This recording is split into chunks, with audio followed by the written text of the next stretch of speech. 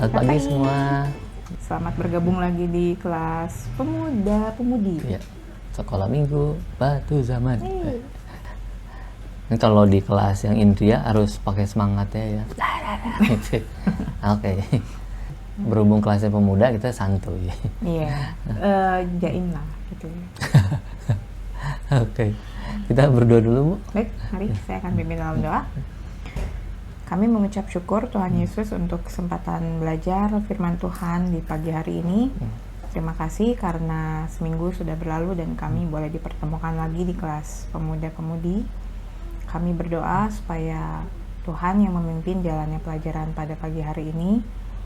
Biarlah kiranya apa yang mau dipelajari boleh menambah pengetahuan kami, Amin. pengertian, pemahaman, dan bahkan terlebih dari itu kami mau menjadi pelaku-pelaku firman. Terima kasih Tuhan Yesus untuk pelajaran yang sudah terlebih dahulu memberkati kami berdua. Biarlah kiranya murid-murid kami dan semua yang menyaksikan juga boleh mendapatkan berkat melalui pelajaran pada minggu hari ini. Amin. Kami berdoa Tuhan Yesus hanya di dalam nama-Mu. Amin. Amin. Oke, kita ada di pelajaran keempat sekarang di tanggal 23 Januari. Judulnya adalah murid yang menyangkal diri dari kesombongan. Ya. Jadi walaupun sudah jadi murid Kristus bisa saja alami kesombongan. Nah, ini dasar nasnya diambil dari Markus 10 ayat 35 sampai 45. Oke, ini cerita tentang dua rasul ya, kakak beradik yang datang ke Tuhan Yesus. Oke. Ada yang mau bergabung? Say hello dulu, Dek. Hai. Tawarin keripiknya, Dek. Ganggu konsentrasi. Lagi belajar mungkin jadi, aduh keripik di mana gitu. Maaf ya teman-teman. Oke. Oke, kita lanjut dengan ayat hafalan, Ibu. Ya. Diambil dari Filipi 2 ayat 3. Di ayat ini dibilang dengan tidak mencari kepentingan diri sendiri atau puji-pujian yang sia-sia.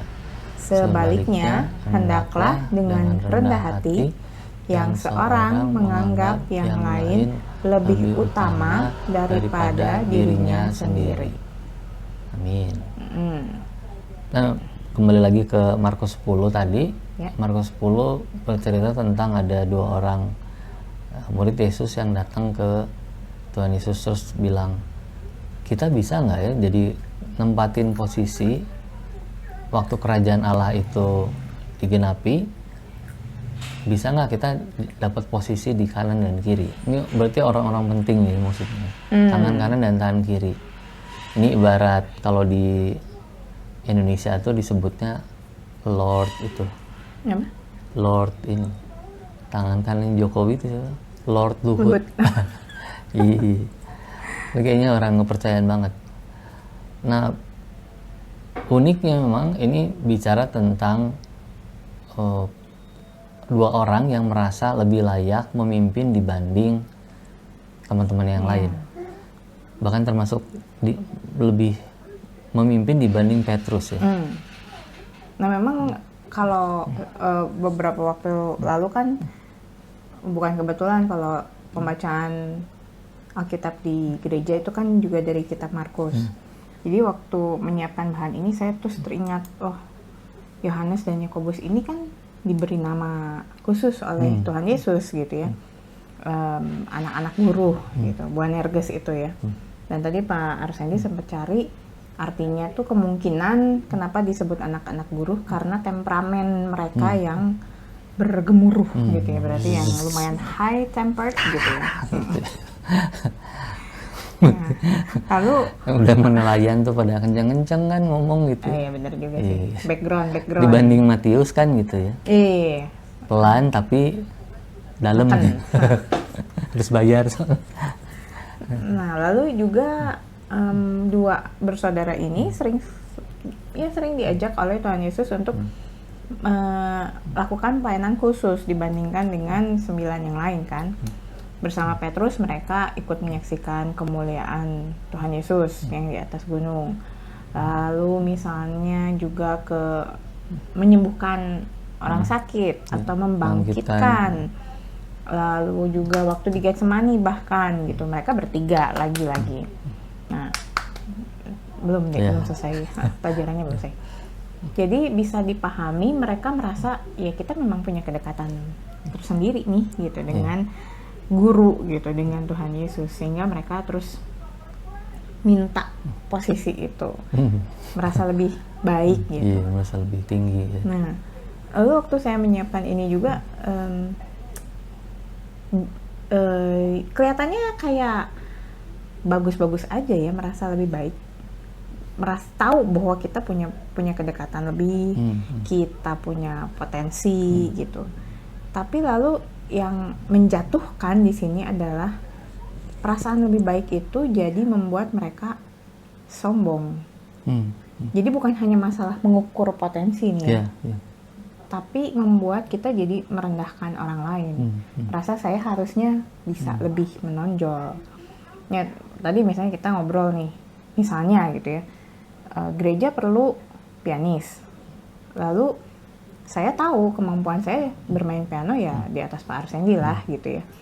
Jadi kalau misalkan gereja membuka gitu, misalkan kami butuh gitu ya, mau merekrut misalnya gitu, ya saya merasa kayaknya saya harusnya bisa melayani lebih baik dengan kemampuan saya gitu. Tapi bukan berarti terus jadi jangan pilih dia dong gitu, please deh gitu, lihat dong gitu, siapa yang lebih gitu, yang dilamar tuh siapa untuk posisi pianis misalnya gitu. Itu kan jadi beda ya kapasitasnya, bukan lagi mengukur diri gitu. Kayaknya di Batu Zaman juga kita ketemu ya, ada pemuda juga yang piawai gitu, yang baik itu memainkan alat musiknya. Tapi yang jadi pianis mingguan bukan dia ternyata. Nah itu kan jadi pernyataan. Itu kan jadi bukti bahwa pelayanan itu bukan semata-mata paling baik itu yang dipilih Tuhan tuh. Tapi lagi-lagi kalau bicara pelayanan ya yang lebih setia. Tapi pertanyaannya jadi gini, kalau itu pelayanan oke lah ya, kita bisa memahami itu. Tapi di tempat kerja misalnya, dievaluasi hasil kinerja selama ini, dapat poin tuh 100 si anak Tuhan ini. Temennya yang kelihatan paling pintar di antara yang lain, ternyata nilainya 70 doang. Terus yang lain-lain jauh di bawah, 40, 20, 10 makan gitu. Udahlah gitu. Ya ampun, dia masih aja di perusahaan itu. Jadi yang duaan ini terus disuruh sama bos, posisinya yang mau dikasih cuma 1. Silakan ini aja, berkompetisi aja. Nah, yang 70 ya karena dia 70, dia punya IQ agak sedikit lebih gitu lah ya. Jadi dia berani main curang. Mau hubungan aja. Tapi ya oke lah ya, kira-kira gitulah. Itu generalisir tadi. Jadi dia ngakalin si pertarungan itu. Terus hasil akhirnya jadi si anak Tuhan ini jadi kalah berkompetisi. Terus posisi begitu kita mau maju gitu ya ke bos itu mainnya curang, nggak bisa ya.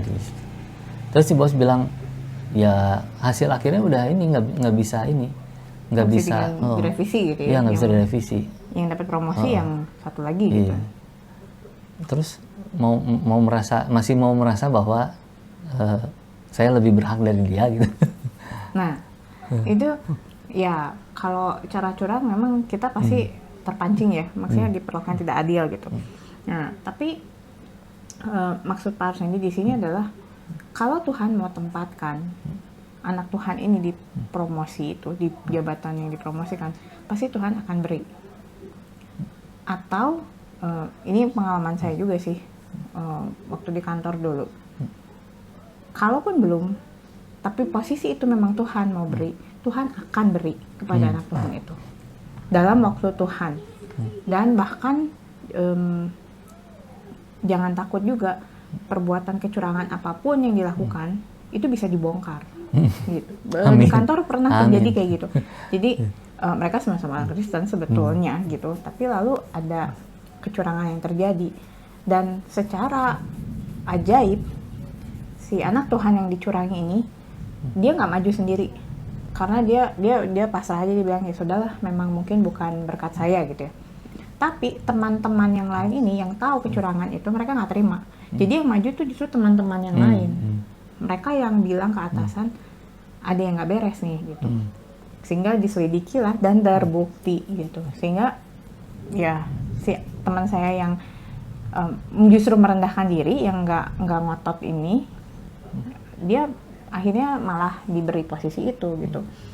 Jadi kalau saya percaya anak Tuhan, walaupun kita tahu kemampuan kita bisa mengukur diri, kita bisa merasa lebih baik, hati-hati dengan kejatuhan ke dosa kesombongan itu. Ketika kita jadi sombong, kita jelas salah gitu, kita jelas melanggar firman Tuhan, perintah Tuhan. Tapi Tuhan juga tidak akan tutup mata ketika kita mengalami hal-hal yang curang gitu ya, yang tidak sesuai dengan ya tidak benar gitu. Amin. Jadi teman-teman semangat, tetap harus punya prestasi di tempat kerja, di sekolah gitu. Walaupun ada kecurangan yang dilakukan, nggak perlu terus jadi udahlah gitu, toh buat apa? Suatu saat Tuhan akan tunjukkan siapa yang berhak ada di posisi pertama itu gitu. Amin. Oke, nah jadi bagian keduanya masih soal murid. Nah sekarang ini murid yang rendah hati. Kalau kembali ke Markus, penolakan kan waktu Yohanes dan Yakobus bilang bisa nggak kita jadi posisi kanan kiri. Terus Tuhan Yesus bilang, bisa nggak sih kamu minum cawan yang aku minum? Mereka bilang bisa. Nah, dalam perspektif bahwa cawan itu ya minum biasa aja. Pemimpin minum ya minum. Kita bisa kok jadi pemimpin gitu. Tapi terus yang maksud Tuhan Yesus itu kan bukan cawan itu ya, tapi ke segala tanggungan dosa itu mau ditanggung oleh Tuhan Yesus tuh. Nah makanya terus Tuhan Yesus bilang, oh emang kamu dapat karena bisa nanti seperti Yakobus kan meninggalnya karena itu. Yohanes dalam upaya pembunuhan misalnya. Mereka akan menerima cawan itu juga dengan porsi mereka, bukan porsi juru selamat tentunya. Tapi bukan karena begitu juga, bukan karena mereka bisa minum dari cawan atau menderita seperti Tuhan Yesus menderita, bukan karena itu lalu mereka bisa jadi tinggi hati gitu, dibolehkan merasa lebih tinggi dibanding yang lain gitu. Jadi kembali lagi ke soal tadi yang di ayat hafalan kita ya, soal kerendahan hatinya itu. Kasarnya kalaupun misalnya kedua murid ini nanti jadi yang paling menderita di antara ke-12 10 yang lain gitu, nggak lantas menjadikan mereka berhak untuk posisi kanan kiri itu ya. Tuhan Yesus bilang posisi itu akan diberikan kepada yang berhak gitu. Bahkan Tuhan Yesus pun nggak bilang gitu siapa orangnya gitu ya. Jadi ini soal kerendahan hati, dan memang kerendahan hati itu nggak ada bukan nggak ada ya, kalau dalam kompetisi dunia orang yang rendah hati akan dianggap orang yang kalah, orang yang bisa diinjak-injak gitu ya. Dan itu perasaan yang nggak enak sih teman-teman buat saya ya, waktu saya di dunia kerja lalu mengalami itu gitu. Ketika saya berusaha merendah hati, saya malah kayaknya diinjak gitu, tidak dihargai. Itu nggak enak itu, perasaan itu. Tapi saya pikir ya kembali lagi soal penyangkalan diri ya, itu bukan hanya masalah mau nggak mau, tapi itu memang harus dilakukan kan, seperti Tuhan Yesus bilang gitu. Jadi kalau ada teman-teman yang sekarang sedang mengalami pergumulan seperti itu, yang sedang berusaha berendah hati tapi lalu disia-siakan gitu, Tuhan menghargai itu. Tuhan melihat dan teruslah berendah hati. Amin.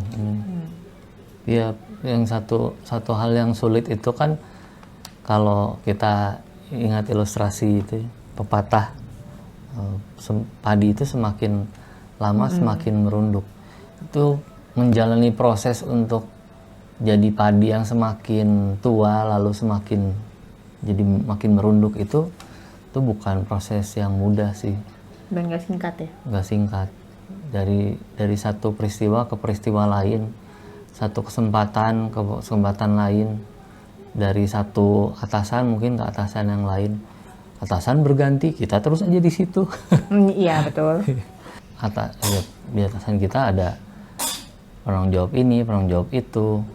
Tapi kan sebetulnya kepemimpinan ini bukan pada mereka ya. Bukan manusia semata. Bukan manusia. Ya. Kepemimpinan kita itu, pekerjaan kita kan dipertanggungjawabkan kepada Tuhan Yesus, bukan pada mereka semata-mata. Sehingga kalau kita mau melihat ya apa yang Tuhan nyatakan sebetulnya bukan parameter-parameter yang mereka anggap berhasil itu. Loh, kalau mereka anggap berhasil terus Tuhan bilang stop dulu, kamu jangan maju dulu, kita mau gimana? Ya, betul. Jangan maksain diri, malah saya pernah di posisi itu tuh Bu, pernah cerita juga sih ke Bu Vijin. Pernah di posisi salah ambil keputusan. Dengan kapasitas, saya tahu bahwa pekerjaan ini nggak ada yang bisa handle. Jadi ngerasa, oh pelayanan harus dilakukan. Jadi masuklah gitu, padahal kalau direfleksikan beberapa waktu kemudian, oh saya kecepatan gitu. Saya belum waktunya. Ya, memang Tuhan mau di posisi itu dan sepertinya Tuhan taruh juga visi itu di salah satu orang waktu itu jadi atasan saya. Tapi timingnya nggak kayak gitu juga. Karena perpindahan dari pekerjaan yang satu ke yang lain tuh jadi kasar gitu. Jadi mengorbankan orang lain. Dan itu sebetulnya kalau dilihat ada kesombongan. Padahal ini lagi ngomongin pelayanan. Kalau pelayanan ya jangan tergantung kita dong. Tergantung Tuhan maunya gimana. Itu yang kadang kadang juga suka miss gitu ya. Dari pengertian kita gitu.